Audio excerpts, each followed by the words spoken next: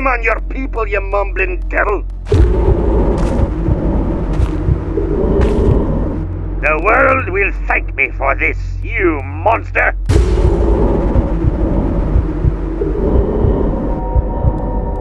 Someone's about to have a very bad day. It's only gonna get worse, mate.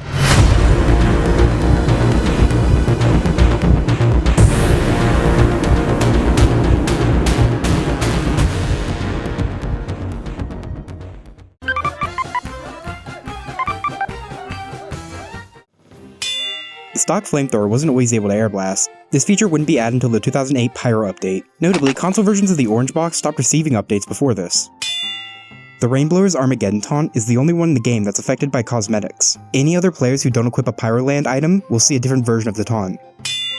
The Nostromo Napalmer is technically a direct upgrade to stock, having a very interesting hidden stat. If the user is wearing the full Isolated Merc set, then they do 400% extra damage to scouts wearing the Isolationist Pack set. Due to the odd way the source engine calculates whether or not you are behind an enemy, the backburner can still crit enemies standing behind you. To do this, you have to run alongside an enemy and bounce your flames off a wall that's next to them. The wiki entry for the Degreaser states that it features a team-colored fire extinguisher. If this tank is a fire extinguisher, then the name wouldn't make as much sense. This is because degreasers are chemicals used to remove grease and fats. These chemicals are typically very flammable, implying the degreaser uses one as fuel. Why are you blue?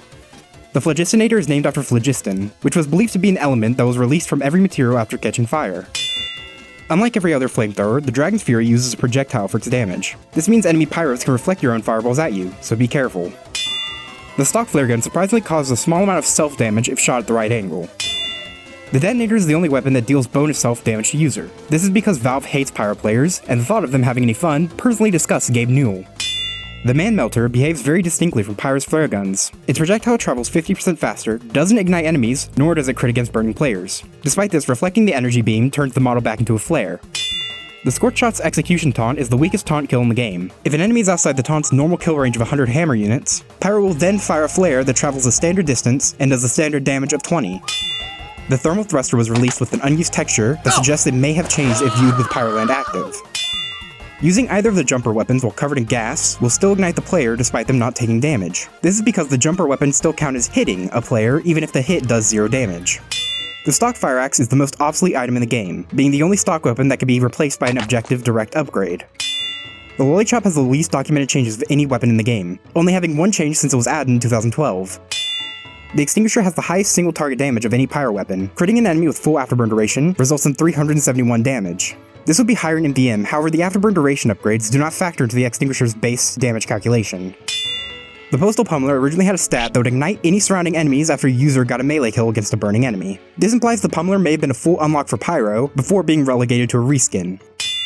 The Homewrecker has the smallest difference between its base damage and the critical damage of any single fire weapon. It can deal 130 damage to buildings, but since crits don't affect buildings, its crit damage is only 146.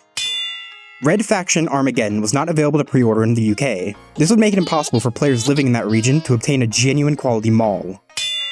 The model for the power jack is apparently missing the quote-unquote ratchet mechanism used to select whether the lever action raises or lowers the screw jack. I don't know anything about cars, so this means nothing to me.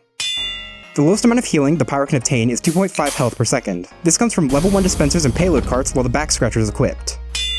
The Sharpened Volcano Fragment was originally meant to use the Extinguisher stat block. However, the current stats much more closely resemble that of the Raising Vengeance from Rift. The third degree has the record for the highest damage Pyro can do with one attack. Critting a Fist of Steel Heavy who's being healed by 15 medics results in 3,315 damage. However, if that heavy was being healed by 98 medics at one time, theoretically you could hit a staggering 19,010 damage. The Neon Annihilator's model features the Chinese word for bar. This is a subtle reference to how playing against Pyro has driven me to drink.